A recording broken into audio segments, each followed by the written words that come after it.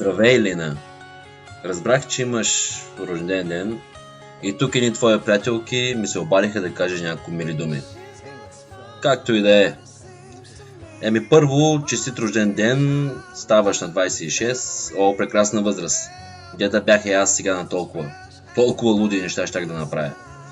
Аз не съм много по пожеланията, така че живей си живота както ти е кеф. Не прекалявай с нощния живот, или всъщност прекалявай. Сега му е времето. Знам, че много ми се кефиш, разбирам защо. Така че продължавай в същия дух. Не знам дали ти си най-голямата ми фенка, но следващия път, когато дойдеш на мой концерт, не забравяй да ми се обадиш. Ще свиря нещо специално за теб.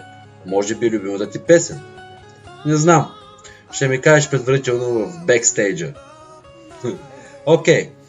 Още веднъж. Честит рожден ден и може да ми се обадиш за голямото откриване, ако съм свободен.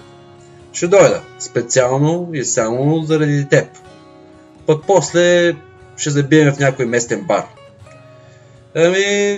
Това е от мен. Чао, Лина!